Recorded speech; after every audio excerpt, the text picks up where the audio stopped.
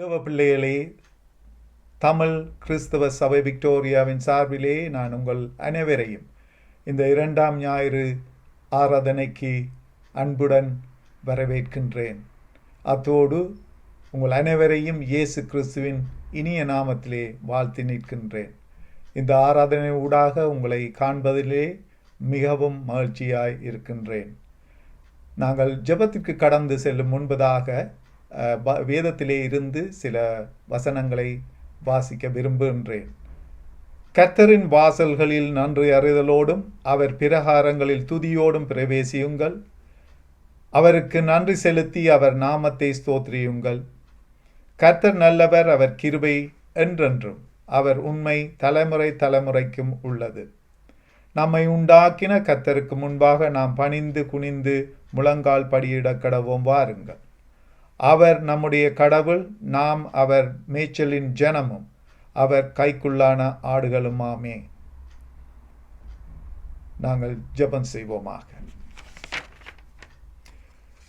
சர்வ வல்லமையுள்ள கடவுளே, நாங்கள் எங்கள் ஆண்டவர் இயேசு கிறிஸ்துவின் மூலமாக எங்கள் வணக்கத்தையும் ஸ்தோத்திரத்தையும் செலுத்த வந்திருக்கின்றோம். எங்கள் பாவங்களை உண்மையாய் அறிக்கை செய்யவும் மற்றவர்களுக்காகவும் எங்களுக்காகவும் ஜெபிக்கவும் உதவி செய்தருளும். உமது திருவசனத்தை நாங்கள் கேட்கும் போது உமது அன்பின் மகத்துவத்தை அதிக உண்மையாய் அறிந்து கொள்ளவும், உமது கிருபையின் கனிகளை எங்கள் வாழ்க்கையிலே காட்டவும் அருள் புரிய வேண்டும் என்று எங்கள் ஆண்டவர் இயேசு கிறிஸ்துவின் மூலமாக வேண்டி நிற்கின்றோம் பிதாவே. ஆமேன்.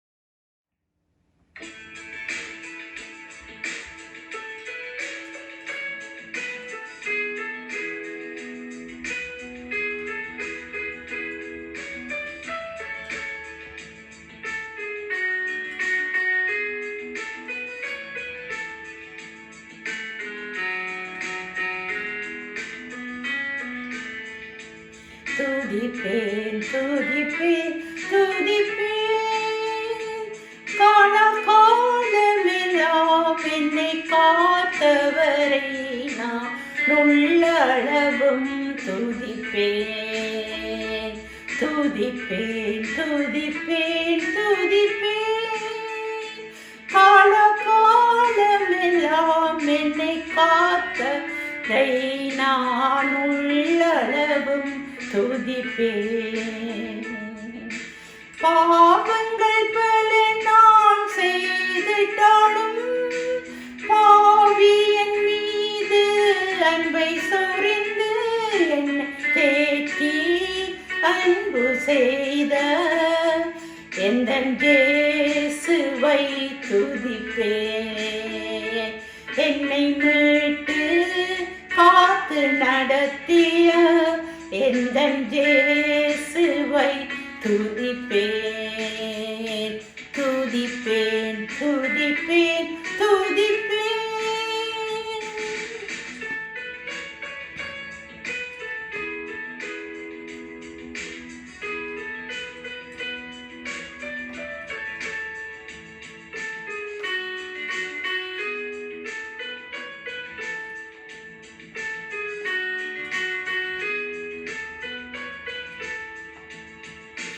நண்பர்கள் பகைவராய் மாறிட்டாலும், துன்பங்கள் துயரங்கள் சூழ்ந்திட்டாலும், என்னை தேற்றி அன்பு கூர்ந்த எந்தன் இயேசுவை துதிப்பேன்.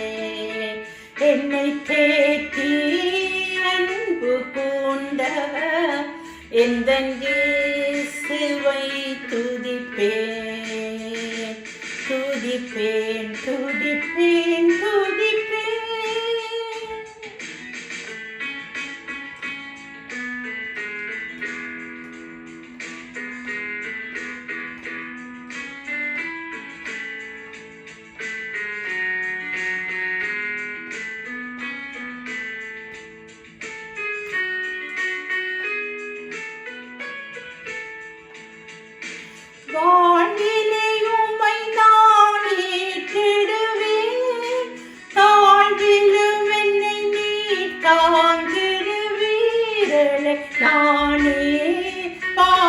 பணிந்து எந்தன் இயேசுவை துதிப்பேன்.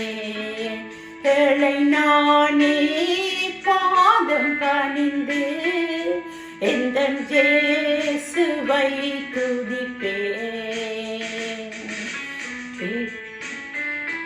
துதிப்பேன் காலமெல்லாம் என்னை காத்தவரை நான் உள்ளளவும் துதிப்பேன். துதிப்பேன் துதிப்பேன் துதிப்பேன்.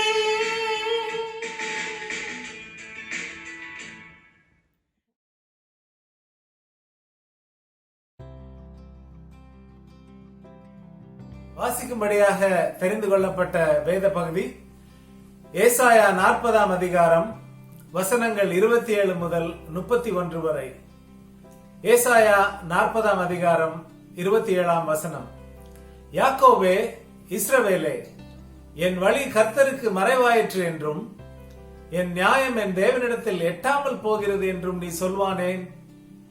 பூமியின் கடையாந்தரங்களை சிருஷ்டித்த கர்த்தராகிய அனாதி தேவன் சோர்ந்து போவதும் இல்லை, இளைப்படைவதும் இல்லை. இதை நீ அறியாயோ? இதை நீ கேட்டதில்லையோ? அவருடைய புத்தி ஆராய்ந்து முடியாதது. சோர்ந்து போகிறவனுக்கு அவர் பலன் கொடுத்து சத்துவம் இல்லாதவனுக்கு சத்துவத்தை பெருக பண்ணுகிறார். இளைஞர் இடைப்படைந்து சோர்ந்து போவார்கள், வாலிபரும் இடறி விழுவார்கள். கர்த்தருக்கு காத்திருக்கிறவர்களோ புது பலன் அடைந்து கழுகுகளைப் போல செட்டைகளை அடித்து எழும்புவார்கள். அவர்கள் ஓடினாலும் இளைப்படையார்கள், நடந்தாலும் சோர்ந்து போகார்கள். வாசிக்கும்படியாக குறிக்கப்பட்ட வேத பாகம் வாசித்தாயிற்று. தேவனுக்கே மகிமை உண்டாவதாக. ஆமென். கிறிஸ்துவுக்குள் அன்பானவர்களே, இந்த நாளிலும் தேவனுடைய செய்தியை உங்களோடு பகிர்ந்து கொள்வதிலே மிகவும் சந்தோஷம் அடைகின்றேன். இது தேவனாலே எனக்கு கொடுக்கப்பட்ட சலாக்கியமாக இருக்கின்றது. இந்த தினத்திலும் நாங்கள் ஒரு வேத பாடத்தை வாசிக்க கேட்டோம். ஏசாயா தீர்க்கதரிசி எழுதிய புத்தகத்திலே 40ஆம் அதிகாரத்திலே சில வசனங்களை நாங்கள் வாசிக்க கேட்டோம். அந்த முழு அதிகாரத்தையும் உங்களுக்கு நேரம் இருக்கும் பொழுது வாசிக்கும்படியாக நான் உங்களுக்கு அறிவுறுத்தல் தருகின்றேன். விருப்பமானவர்கள் அதை வாசித்து தேவன் உங்களுக்கு என்னத்தை வெளிப்படுத்துகின்றார் என்பதை நேரம் இருக்கின்ற நேரம் அதை அறிந்து கொள்ளுங்கள். குறிப்பாக இந்த அதிகாரத்திலே பார்க்கும் பொழுது அங்கு சில வசனங்கள், வாசிக்கப்பட்ட வசனங்கள் 27 இருந்து 31 வசனம் வரையும் வாசிக்க கேட்டோம். ஆனால் அதற்கு முன்பதாக இருக்கும் சில வசனங்களை பார்ப்போமானால் அங்கு ஆண்டவரை ஒரு தோட்டக்காரனாக ஒரு சித்தரிப்பதை பார்க்கின்றோம். இது ஒரு கவிதை வடிவிலே அமைக்கப்பட்ட ஒரு அதிகாரமாக இருக்கின்றது.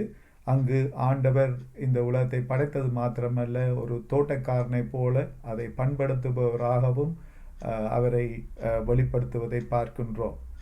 அங்கு படைத்தவரை வெளிப்படுத்தும் சில வசனங்களை பார்க்கின்றோம். பின்பதாக அவரை ஒரு தோட்டக்காரனாக சித்தரிப்பதை பார்க்கின்றோம். அதன் பின்பதாக கடவுள் படைக்கும் பொழுது அவர் முழு உலகத்தையும், நட்சத்திரங்களையும், சந்திரனையும், சூரியனையும் எல்லாவற்றையும் படைத்தார் என்றும் அவர் சர்வ வல்லமை உள்ள தெய்வம் என்பதையும் வெளிப்படுத்துவதை பார்க்கின்றோம். அதே வேளையிலே அவருடைய சக்தி, அவருடைய பலனை மாத்திரமல்ல, அவருடைய ஞானத்தை பற்றியும் அங்கு அறிவுறுத்தப்படுகின்றதை பார்க்கின்றோம். ஆகவே அங்கு கடவுள் யாத்ராமத்திலே காணப்பட்ட கடவுளாக, யாவற்றையும் அறிந்தவராக, உடன்படிக்கையின் தேவனாக காட்டப்படுகின்றார். பின்பு அங்கு வசனங்களிலே பார்க்கின்றோம், அவர் இன்றும் நடமாடும் கடவுளாக, பேசும் கடவுளாக, வாழும் கடவுளாக இருக்கின்றார். அவர் எங்கள் மத்தியிலேயே செயல்படும் கடவுளாக இருக்கின்றார். அவர் சர்வ வல்லமை நிறைந்தவராக எங்கள் மத்தியிலே செயல்படுவதையும் எங்களை வழிநடத்துவதையும் பார்க்கின்றோம். அவர் மிகுந்த ஞானமுள்ளவராக இருப்பதினாலே யார் யாருக்கெல்லாம் கடவுளுடைய பிள்ளைகளாக இருக்கும் நாங்கள் எங்களுக்கு யார் யாருக்கெல்லாம் அந்த ஞானமும் பெலமும் தேவைப்படுகின்றதோ அதை அருளும் தேவனாக இருக்கின்றார் என்று தீர்க்கதரிசி எழுதி வைத்திருப்பதை பார்க்கின்றோம். தீர்க்கதரிசி ஊடாக கடவுள் எங்களுக்கும் இந்த நாளிலும் இந்த வசனங்கள் ஊடாக எங்களோடு பேசுவதை பார்க்கின்றோம். உலகத்திலே உங்களுக்கு தெரியும், எல்லாம் இந்த பாவமுள்ள உலகத்திலே வாழும் ஜனங்கள் எல்லோருக்கும் பிரச்சனை இருக்கின்றது. வேறு வேறுபட்ட பிரச்சனைகளை வேறு வேறு மனிதர்கள் அனுபவித்து வருகின்றதை பார்க்கின்றோம். பிரச்சனை இல்லாத மனிதர்கள் ஒருவருமே இல்லை. ஏனென்றால் நாங்கள் எல்லோரும் இந்த பாவம் நிறைந்த உலகத்திலே வாழுகின்றோம். நாங்கள் பாவியலாக இருக்கின்றோம். நமக்கு ஒரு இரட்சகர் வேண்டும் என்பதே எமது நியதியாக இருக்கின்றது. அந்த நிலையிலிருந்து, அந்த பாவமான நிலையிலிருந்து எங்களை மீட்பதற்காகவே கடவுள் ஒரு திட்டத்தை ஏற்படுத்தி எங்களுக்கு இரட்சகராக இயேசு கிறிஸ்துவை எங்கள் மத்தியிலே அனுப்பினார். அவர் எங்களது மீட்பை பெற்றெடுத்து தந்திருக்கின்றார். அவை நாங்கள் உலகத்திலே வாழும் பொழுது இந்த பிரச்சனை ஊடாக வாழுகின்றோம். ஒவ்வொருவருக்கும் வேறு வேறு பிரச்சனைகள் இருப்பதை பார்க்கின்றோம். ஆனால் இந்த பிரச்சனைகள் எல்லாம் ஒரு அதிகமாக எங்களிடத்திலே ஏற்படும் பொழுது, நமது வாழ்க்கையிலே அதிகரிக்கும் பொழுது நாங்கள் சோர்ந்து போய் பலனை இழந்தவர்களாக காணப்படுகின்றோம். எமது மனநிலை பாதிக்கப்படுகின்றது. எமது சரீர சுகம் பாதிக்கப்படுகின்றது. நாங்கள் இன்னும் ஆவிக்குரிய வாழ்க்கையில் கூட சோர்ந்து போகின்றவர்களாக பார்க்கின்றோம். ஆனால் எமக்கு ஒரு நற்செய்தி இருக்கின்றது. நாங்கள் அப்படி சோர்ந்த நிலையிலேயே போய் விட வேண்டிய நிர்பந்தம் நமக்கு இல்லை.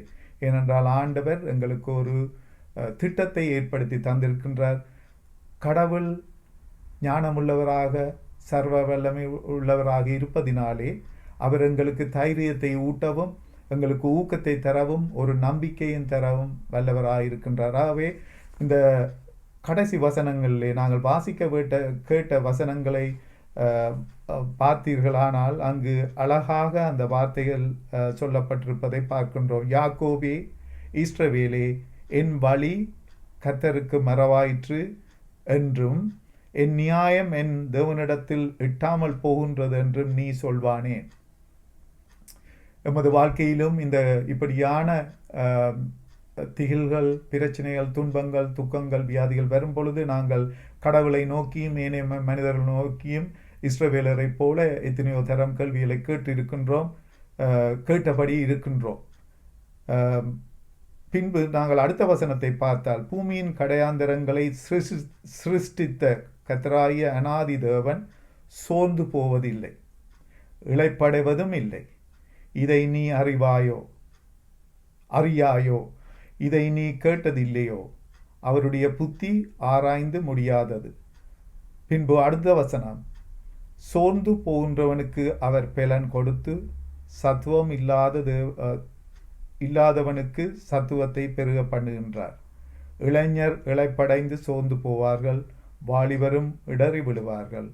கர்த்தருக்கு காத்திருக்கின்றவர்களோ புது பலன் அடைந்து கழுகுகளைப் போல செட்டைகளை அடித்து எழும்புவார்கள். அவர்கள் ஓடினாலும் இளைப்படையார்கள், நடந்தாலும் சோர்ந்து போவார்கள். நாங்கள் விசேஷமாக இந்த COVID-19 அல்லது கொரோனா என்று சொல்லப்படும் இந்த கஷ்டமான காலகட்டத்தின் ஊடாக சென்றவர்களாக இருக்கின்றோம். எத்தனையோ பேர் சோர்வடைந்து இருப்பதை பார்க்கின்றோம்.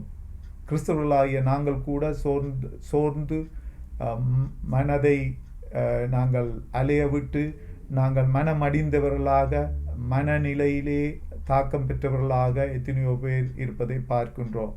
ஆனால் நாங்கள் தனித்து விடப்படவில்லை. எமது கடவுள் எங்களோடு கூட இருக்கின்றார். நாங்கள் நம்பிக்கை உள்ளவர்களாக வாழ அழைக்கப்படுகின்றோம். ஆகவே அந்த நம்பிக்கை தரும் கடவுளை பற்றி கொண்டவர்களாக நாங்கள் வாழ அழைக்கப்படுகின்றோம். இந்த வேத பகுதியிலே பார்த்தீர்களானால் அங்கு அந்த நம்பிக்கையை தரும் சத்தியங்களை காணக்கூடியதாக இருக்கின்றது. 3 குறிப்பான சத்தியங்களை நான் உங்களோடு பகிர்ந்து கொள்ள விரும்புகின்றேன். அதாவது, நம்பிக்கையை ஊட்டும் சத்தியங்களை கடவுள் எங்களுக்காக வைத்திருப்பதை பார்க்கின்றோம். அவருடைய நம்பிக்கை தன்மையையும், அவர் எப்படிப்பட்டவர், நிலையானவர், வாக்கு மாறாதவர் என்பதையும் இந்த வசனங்கள் எடுத்துரைப்பதை பார்க்கின்றோம். எமது பலவீனத்திலே அவருடைய பலன் நிறைவாயிருக்கும்படியாக இந்த சத்தியங்களை எங்களுக்கு தந்திருக்கின்றார். முதலாவதாக, நாங்கள் பலமற்றவர்களாக நம்பிக்கை இல்லாதவர்களாக இருப்பது போல ஆண்டவர் அந்த அனுபவங்களை அடைவதில்லை. ஏனென்றால் அவர் நித்தியமானவர், அவர் பலனுள்ளவர், அவர் கடவுள், அவர் மாறாதவர், அவர் நேற்றும் இன்றும் என்றும் மாறாத தெய்வமாக, ஒரே தன்மையை கொண்டவராக, படைத்தவர், அழைத்தவர், உண்மை உள்ளவராக அவர் எங்கள் மத்தியிலே ஜீவிக்கின்றார். அந்த சத்தியத்தை இந்த வேத பகுதியிலே நாங்கள் காணக்கூடியதாக இருக்கின்ற. இரண்டாவது,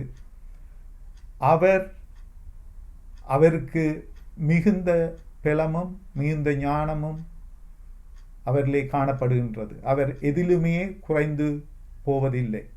அவருடைய ஞானமும் குறைவதில்லை, அவருடைய பலனும் குறைவதில்லை, அவருடைய சத்துவமும் குறைவதில்லை. அவருக்கு இவை எல்லாம் நிறைவாக காணப்படுகின்றதாகவே நாங்கள் இவைகளிலே குறைவை காணும் பொழுது, எமது வாழ்க்கையிலே பலனற்றவர்களாக, நம்பிக்கை இல்லாதவர்களாக நாங்கள் சோர்ந்து இருக்கும் பொழுது, அவர் எங்களுக்கு நம்பிக்கையை ஊட்டுவராக, நம்பிக்கையை தருபவராக, பலனை தருபவராக, சத்துவத்தை தருபவராக இருக்கின்றார். அதனாலே தானே நாங்கள் பார்க்கின்றோம், வேதத்திலே இயேசு அழகாக மத்தேயு எழுதிய சுவிசேஷத்திலே 11ஆம் அதிகாரத்திலே 28ஆம் வசனத்திலே சொல்லுகின்றார், வருத்தப்பட்டு பாரம் சுமக்கின்றவர்களே, நீங்கள் எல்லோரும் என்னிடத்தில் வாருங்கள் என்று அன்போடு சொல்வதை பார்க்கின்றார். நாங்கள் பாவியலாக இருந்தாலும், நாங்கள் பலனற்றவர்களாக, இழைத்து போனவர்களாக இருந்தாலும், சோர்ந்து போனவர்களாக இருந்தாலும், அந்த தருணத்திலும் நாங்கள் அவரை தேடும் பொழுது அவர் எங்களை புறக்கணித்து தள்ளாத தெய்வமாக இருக்கின்றார். பாவியை ஒருபோதும் தள்ளாத நேசர், வாவென்று அழைக்கின்றார் என்று நாங்கள் பாடலை பாடுகின்றோம். அது அவரிலே உண்மையாக இருக்கின்றது. அது இரண்டாவது சத்தியமாக இந்த வேத பகுதியிலே காணப்படுகின்றது. மூன்றாவது, அவருக்கு காத்திருக்க அவர் அழைக்கின்றார். இது மிகவும் கடினமான ஒரு உபதேசமாக இருக்கின்றது. சிலருடைய வாழ்க்கையிலே, எங்களுடைய வாழ்க்கையிலும் அது ஒரு சவாலாக இருக்கின்றது. கர்த்தருக்கு காத்திருப்போர் வெட்கப்பட்டு போவதில்லை. அது பல்லவியிலே காணப்படும் வசனம். இங்கு இந்த வேத பகுதியிலே பார்க்கின்றோம் 30ஆம் வசனத்திலே, இளைஞர் இளைப்படைந்து சோர்ந்து போவார்கள், வாலிபரும் இடறி விழுவார்கள். கர்த்தருக்கு காத்திருக்கின்றவர்களோ புது பலனன் அடைந்து கழுகுகளை போல செட்டைகளை அடித்து எழும்புவார்கள். அவர்கள் ஓடினாலும் இளைப்படையார்கள், நடந்தாலும் சோர்ந்து போவார்கள். எமது வாழ்க்கையிலே ஓடினால் என்ன நடக்கும் என்று உங்கள் அனைவருக்கும் தெரியும். இளைஞர்களாக இருக்கும் பொழுது நாங்கள் ஓடக்கூடியவர்களாக இருப்போம். நாங்கள் வயது போனவர்களாக, வயோதிபராக மாறும் பொழுது அது கஷ்டமான வேலையாக இருக்கின்றது. எமது ஆவிக்குரிய வாழ்க்கையின் ஓட்டத்திலும் இதே சவால்களை காணக்கூடியதாக இருக்கின்றது. இப்படியான பிரச்சனைகள், துன்பங்கள் மன ரீதியாக, மனோநிலை ரீதியிலே, உடல் ரீதியிலே, சரீர ரீதியிலே வரும் பொழுது ஆவிக்குரிய வாழ்க்கையும் பாதிக்கப்படுகின்றதை பார்க்கின்றோம். இப்படியான நேரத்திலே நாங்கள் ஆண்டவரை சார்ந்து கொள்ள வேண்டும் என்றும், அவருக்காக காத்திருக்க வேண்டும் என்றும் கடவுளுடைய வார்த்தை இந்த பகுதியூடாக எங்களை நோக்கி வருகின்றதை பார்க்கின்றோம். ஆகவே ஆண்டவருடைய எதிர்பார்ப்பு என்னவென்றால், ஆண்டவருடைய அழைப்பு என்னவென்றால், அவருக்கு காத்திருங்கள் என்பதே, அவரை சார்ந்திருக்க வேண்டும் என்பதே, நாங்கள் அவரை பற்றி கொள்ள வேண்டும் என்பதே அவருடைய அழைப்பாக இருக்கின்றது. நீங்கள் என்னிலே நிலைத்திருந்தால் நீங்கள் மிகுந்த கனிகளை கொடுப்பீர்கள் என்று வேதம் சொல்லுகின்றது. நாங்கள் அவரிலே நிலைத்திருக்க அவர் எங்களை அழைத்திருக்கின்றார்.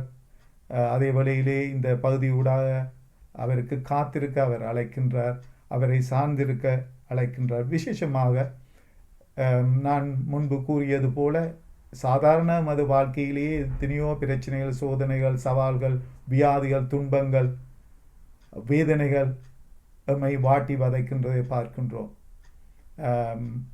நமது ஃபர்ஸ்ட் வேர்ல்ட் கண்ட்ரியிலே இல்லாவிட்டாலும் தேர்ட் வேர்ல்ட் கண்ட்ரியிலே கஷ்டப்படும் நாடுகளிலே இருக்கும் ஜனங்களுக்கு இது சாதாரணமான பிரச்சனையாக இருக்கின்றது.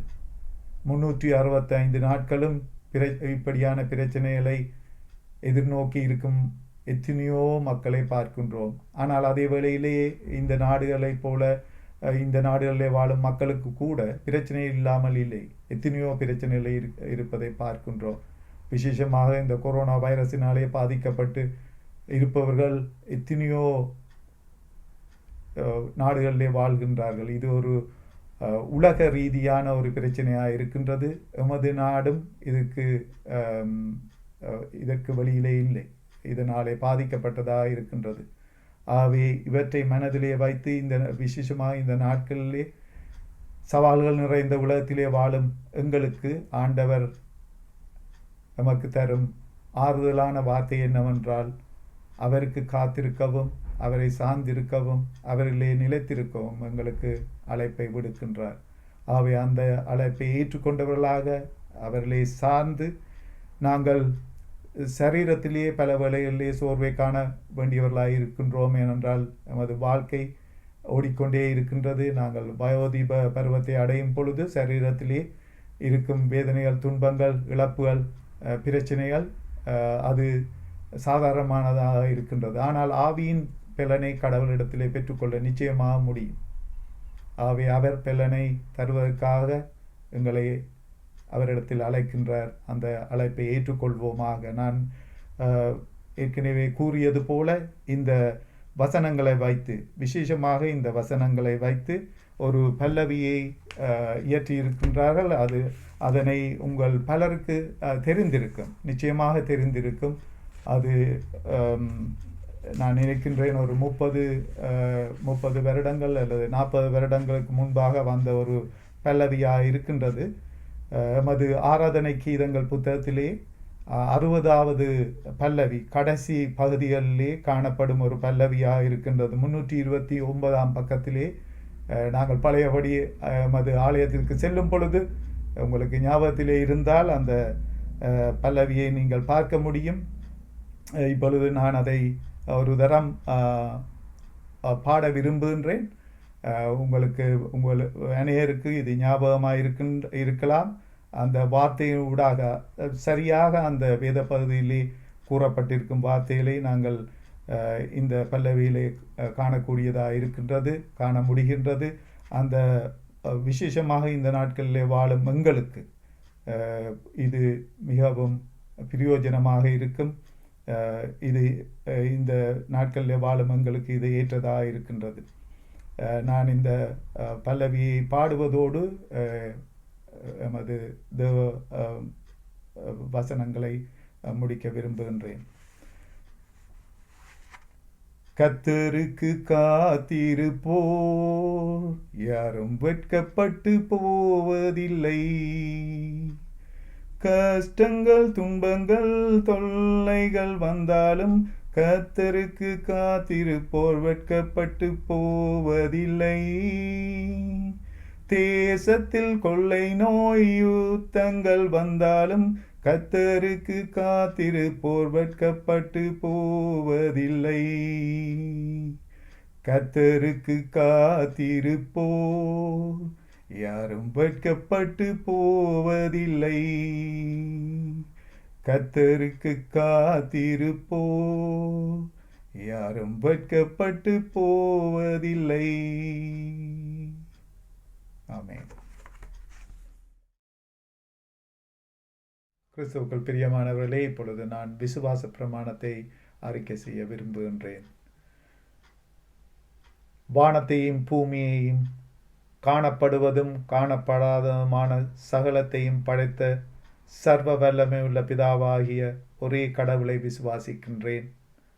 ஒரே ஆண்டவரும் பிதாவாகிய கடவுளின் ஒரே பேரான குமாரனாகிய இயேசு கிறிஸ்துவையும் விசுவாசிக்கின்றேன். அவர் சகல உலகங்களும் உண்டாவதற்கு முன் தமது பிதாவினாலே ஜனிப்பிக்கப்பட்டவர். தெய்வத்தில் தெய்வமானவர், ஜோதியில் ஜோதியானவர், மெய் தெய்வத்தில் மெய் தெய்வமானவர். அவர் உண்டாக்கப்படாமல் ஜனிப்பிக்கப்பட்டவர். பிதாவோடே ஒரே தன்மையுடையவர், சகலத்தையும் சிருஷ்டித்தவர். மனிதராகிய நமக்காவும் நமது இரட்சிப்புக்காவும் அவர் பரமண்டலத்தில் இருந்து இறங்கி பரிசுத்த ஆவியினால் கன்னி மரியாளிடத்தில் உட்பவித்து மனிதனானார்.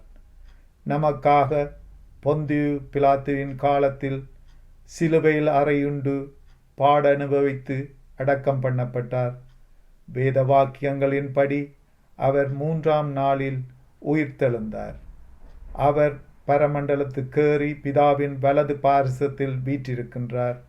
அவர் உயிருள்ளோரையும் மரித்தோரையும் நியாயம் தீர்க்கும்படி மகிமையோடு திரும்ப வருவார். அவருடைய ராஜ்யத்துக்கு முடிவில்லை. ஜீவனுக்கு கர்த்தரும் அதை கொடுக்கிறவருமாகிய பரிசுத்த ஆவியை விசுவாசிக்கின்றேன். அவர் பிதாவிலும் குமாரனிலும் நின்று புறப்படுகின்றவர். அவர் பிதாவோடும் குமாரனோடும் கூட தொழுது ஸ்தோத்திரிக்கப்படுகின்றவர். அவர் தீர்க்கதரிசிகளை கொண்டு உரைத்தவர். ஒரே பொதுவான அப்போஸ்தலர் சபை உண்டென்று விசுவாசிக்கின்றேன். பாவ மன்னிப்புக்கென்று ஏற்படுத்தப்பட்ட ஒரே ஞானஸ்நானத்தையும் அறிக்கையிடுகின்றேன். மரித்தோர் உயிர்த்தெழுதலும் மறுமைக்குரிய ஜீவனும் வரும் என்று காத்திருக்கின்றேன். ஆமேன். ஜெபம் செய்வோமாக.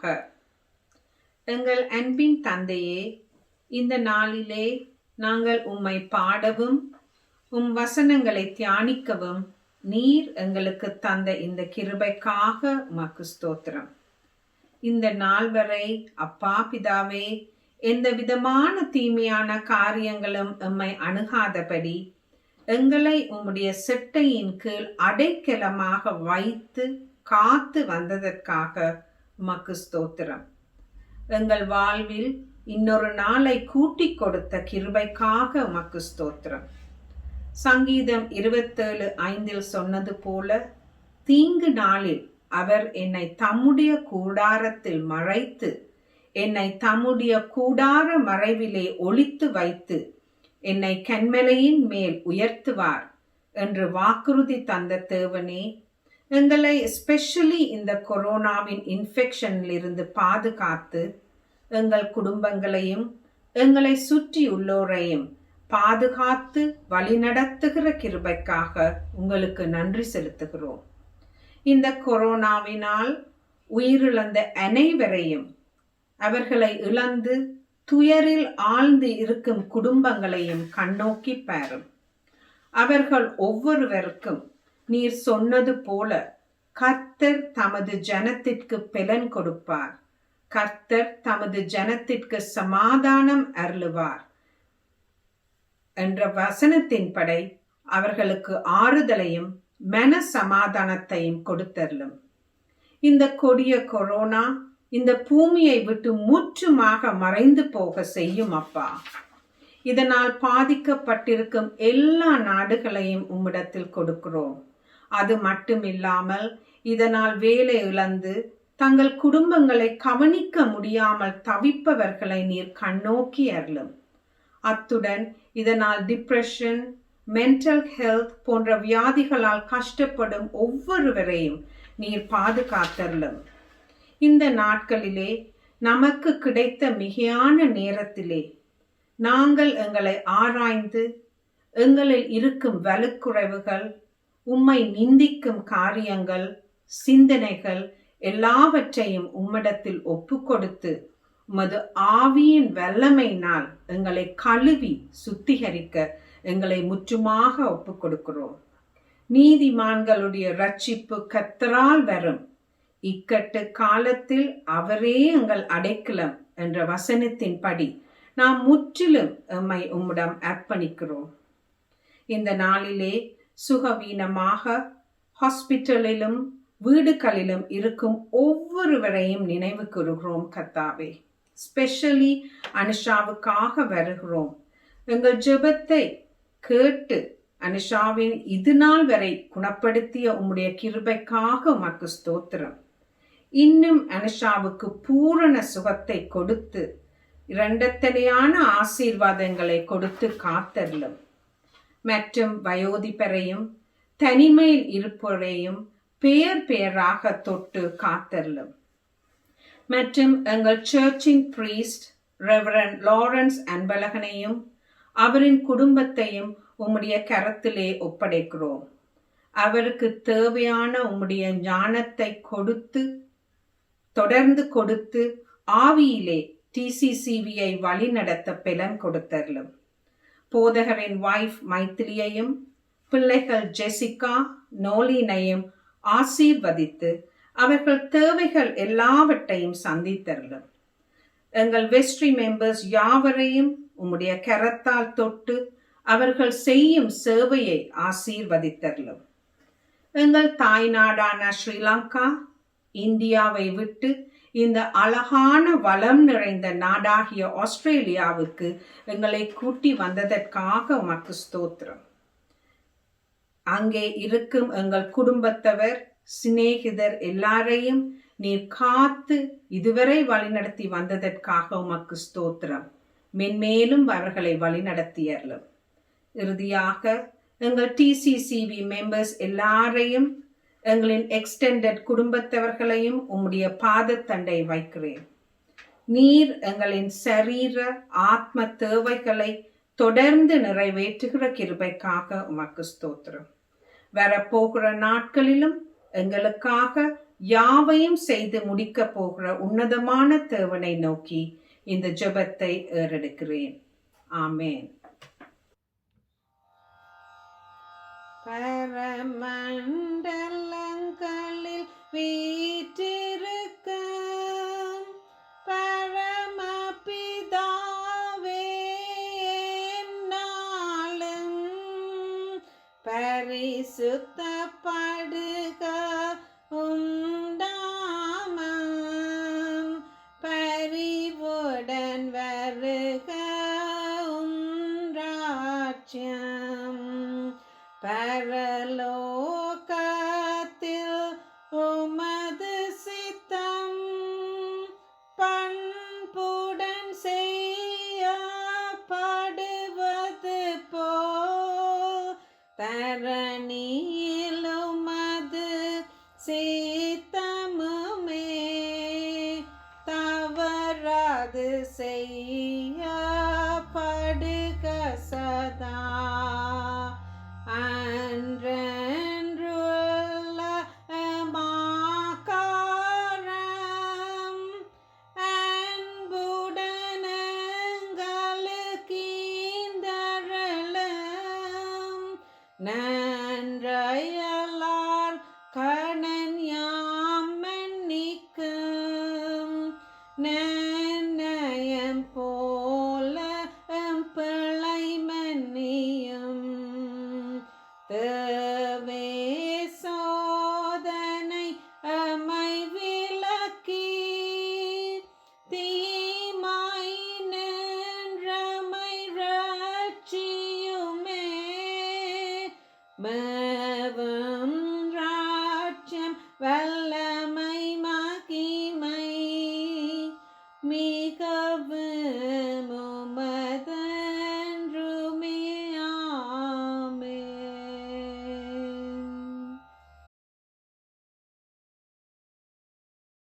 நாங்கள் இப்பொழுது எல்லோருமாக சேர்ந்து நமது பாவங்களை கடவுளிடத்திலே அறிக்கை செய்வதற்கு எங்களை தயார்படுத்திக் கொள்வோமாக. பாவ அறிக்கை. நாம் இன்று கடவுளின் திருவார்க்கை கேட்டோம், அவரை ஆராதித்து கொண்டிருக்கின்றோம். அத்துடன் நமது பாவங்களை உணர்ந்து அவரது அருளின் தேவையை எண்ணி பார்ப்போம். நாங்கள் எல்லோரும் சேர்ந்து இந்த பாவ அறிக்கையை செய்வோமாக. பரம தந்தையே, நாங்கள் உமக்கும் எங்கள் உடன் மனிதருக்கும் துரோகம் செய்தவர்கள். வெளிச்சத்தின் வழியை விட இருட்டின் வழியில் தான் அடிக்கடி நடந்தோம். கிறிஸ்து நெறியில் வாழ்வதாக சொல்லிக்கொண்டே நெறி தவறி போகின்றோம். இயேசு கிறிஸ்துவை முன்னிட்டு எங்களுக்கு இறங்கி எங்கள் பாவங்களை மன்னியும். மது தூய ஆவியானவரின் துணை தந்து எது நல்லது எது கெட்டது என்று பிரித்து அறியவும் நல்லதை மட்டும் செய்யவும் வலிமை தாரும். உமது ஆற்றலினாலே பிறருக்கு மன்னிக்கின்ற பண்போடு புது வாழ்வு வாழ்ந்து உமக்கும் எங்கள் உடன் மனிதருக்கும் பணி செய்து வர அருள் தாரும். ஆமேன். எல்லாம் வல்ல கடவுள் உங்கள் மேல் இறங்கி மன்னிப்பு தருவாராக. உங்கள் பாவங்களின் பிடியிலிருந்து உங்களை விடுதலையாக்குவாராக. நல்லதை செய்யும் தெளிவும் வலிமையும் அளிப்பாராக. இயேசு கிறிஸ்துவின் மூலம் உங்களை நிலையான வாழ்வில் நிலைநிறுத்துவாராக. தம்மிடத்தில் உண்மையாய் மனம் திரும்புகின்ற யாவருக்கும் இரட்சகராகிய கிறிஸ்து திருவுளம் பற்றுகின்ற ஆறுதலான வார்த்தைகளை கேளுங்கள். வருத்தப்பட்டு பாரம் சுமக்கின்றவர்களே, நீங்கள் எல்லோரும் என்னிடத்திற்கு வாருங்கள், நான் உங்களுக்கு இளைப்பாறுதல் தருவேன். நாங்கள் இறுதி ஜெபத்திற்கும் ஆசீர்வாதத்திற்கும் கடந்து செல்லும் முன்பதாக ஒரு தனிப்பாடலுக்கு செவிமடுப்போமாக.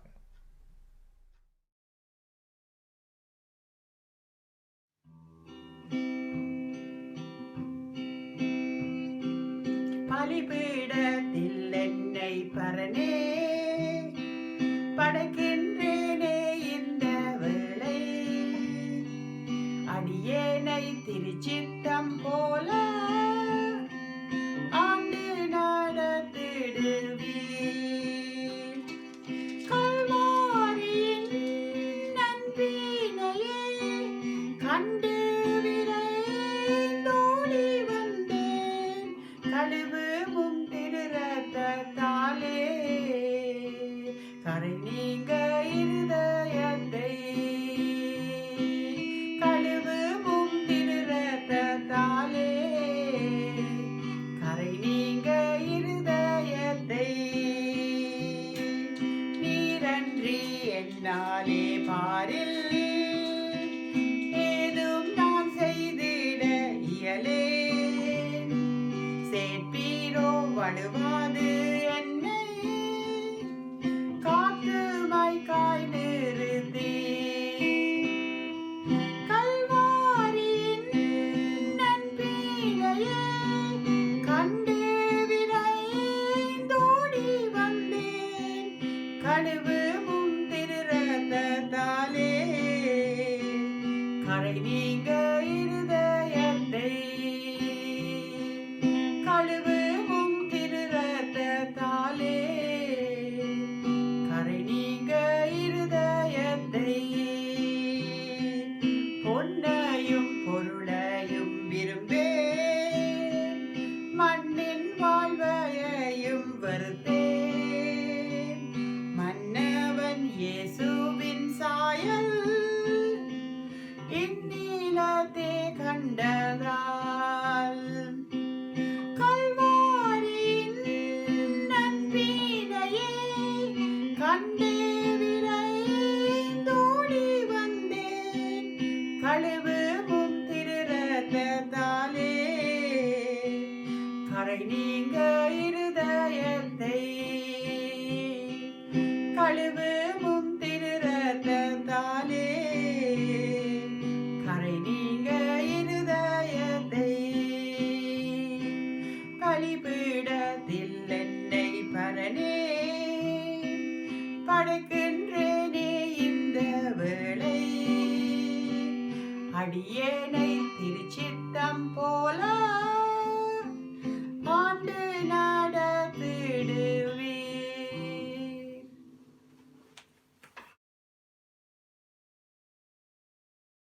செய்வோமாக. நல்ல ஆண்டவரே, இந்த நாளுக்காகவுமே நன்றியோடு துதிக்கின்றோம், இந்த ஆராதனைக்காகவுமே நன்றியோடு துதிக்கின்றோம் சுவாமி. இந்த ஆராதனையை பார்த்தவர்கள் செவிமடித்தவர்கள் அனைவரோடும் கூட இருங்கள் சுவாமி. நீர் அவர்களோடு பேசியதற்காகவுமே நன்றியோடு துதிக்கின்றோம், ஸ்தோத்திரிக்கிறோம். இந்த ஆராதனை ஊடாக நீர் அவர்களை ஆசீர்வதித்ததற்காகவும் நன்றியோடு துதிக்கின்றோம். இந்த ஆராதனை ஊடாக உமது நாமம் மகிமைப்பட்டதற்காகவும் நன்றியோடு துதிக்கின்றோம், ஸ்தோத்திரிக்கின்றோம். கர்த்தாவே, இதை பார்த்தவர்கள் சுவாமி உம்மாலே தொடப்பட்டிருக்க வேண்டும் சுவாமி. உமது வார்த்தைகள் அவர்களோடு பேசி இருக்க வேண்டும் சுவாமி. அதுவே இந்த ஆராதனை நோக்கமாக இருக்கின்றது. அதே வேளையில் நீர் அதனூடாக மகிமைப்பட்டிருக்க வேண்டும் சுவாமி. கர்த்தாவே, இந்த ஆராதனையை நாங்கள் கேட்டது பார்த்தது நல்லது என்று சொல்லத்தக்கதாக உமக்கு நன்றியை செலுத்த வேண்டும் சுவாமி. கர்த்தாவே, நீரே உமது பிள்ளைகள் அனைவரோடும் கூட இருங்கள். கர்த்தாவே, இந்த பிரச்சனை துன்பங்கள் ஊடாக செல்லும் பொழுதும் அவர்களை தேற்றி ஆதரியுங்கள். அவர்கள் உமக்கு காத்திருக்கவும் உமது பலனை பெற்றுக்கொள்ளவும், சோர்ந்திருக்கும் வேளைகளிலே அவர்கள் சத்துவத்தையும் பலனையும் உம்மிடத்திலிருந்து பெற்றுக்கொள்ளவும் அவர்களுக்கு வேண்டிய சகல கிருபையும் கொடுத்தருளுங்கள் சுவாமி. கர்த்தாவே அவர்கள் உண்மையிலே நிலைத்திருக்கவும் உம்மை சார்ந்திருக்கவும் உம்மை நம்பி இருக்கவும் உம்மை நன்றியுள்ள பிள்ளைகளாக உம்மை பின்பற்றவும் கிருபை செய்யுங்கள் சுவாமி. நீரே எங்கள் அனைவரோடும் கூட இருங்கள் சுவாமி. டிசிசிவி குடும்பங்கள் அனைவரோடும் கூட இருங்கள். அதே வேளையிலே எங்களுக்கு தெரிந்த அனைவரோடும் கூட இருங்கள். இதை பார்க்கும் உமது பிள்ளைகள் அனைவரோடும் கூட இருங்கள் சுவாமி. நீரே உமது ஆசீர்வாதத்தினால் அவர்களை நிரப்புங்கள். அப்பொழுது அவர்கள் மற்றவர்களுக்கு ஆசீர்வாதமாக மாற கூடும் சுவாமி. நீர் கிருபை செய்யுங்கள் சுவாமி. கர்த்தாவே இந்த நாளிலும் சுவாமி இந்த ஆராதனையை தயார்படுத்துவதற்கு ஒத்துழைத்த உமது பிள்ளைகள் அனைவரோடும் கூட இருங்கள் சுவாமி. ஆண்டவரே, நீரே அவர்களை பாவித்தீர். நீர் உமது நாமத்திற்காக அவர்களை பாவித்தீர் சுவாமி. நீர் மகிமைப்பட்டீர். அதுக்காக நன்றி கர்த்தாவே. அவர்கள் தொடர்ந்தும் உமது பிள்ளைகளாய் ஜீவிக்கவும் உம்மை பின்பற்றவும் கிருபை கொடுங்கள் சுவாமி. ஆண்டவரே, நாங்கள் சோர்ந்து போகும் வேளைகளிலே, நாங்கள் தீயில் அடைந்து இருக்கும் வேளைகளிலே, நாங்கள் பலனற்றவர்களாக இருக்கும் வேளைகளிலே நீர் எங்களுக்கு பலனாக இருந்தருளுங்கள் சுவாமி. நீர் எங்களை தேற்றுங்கள், ஆதரியுங்கள், வழிநடத்துங்கள், காத்துக்கொள்ளுங்கள். ஆண்டவரே, நாங்கள் கண்ணை மூடும் வரையில் சுவாமி கர்த்தாவே, நாங்கள் நன்றியுள்ள பிள்ளைகளாக உம்மை பின்பற்றி வாழ எங்களுக்கு கிருபையும் பலனும் தாருங்கள் சுவாமி. ஆண்டவரே, உமக்கு நன்றி. இயேசு கிறிஸ்துவின் இனிய நாமத்தில் இந்த ஜெபத்தை எடுக்கின்றோம் நல்ல பிதாவே. ஆமேன். தேவ ஆசீர்வாதம். கடவுளுடைய கிருபையுள்ள இரக்கத்திற்கும் பராமரிப்புக்கும் உங்களை ஒப்புக்கொடுக்கின்றோம். கர்த்தர் உங்களை ஆசீர்வதித்து காக்க கடவர். கர்த்தர் தம்முடைய முகத்தை உங்கள் மேல் பிரகாசிக்க பண்ணி உங்கள் மேல் கிருபையாய் இருக்க கடவர். கர்த்தர் தம்முடைய முகத்தை உங்கள் மேல் பிரசன்னமாக்கி உங்களுக்கு சமாதானம் கட்டளையிட கடவர். ஆமேன். சமாதானத்தோடே சென்று ஆண்டவருக்கு பணிபுரியுங்கள். கிறிஸ்துவின் நாமத்தினாலே. ஆமேன்.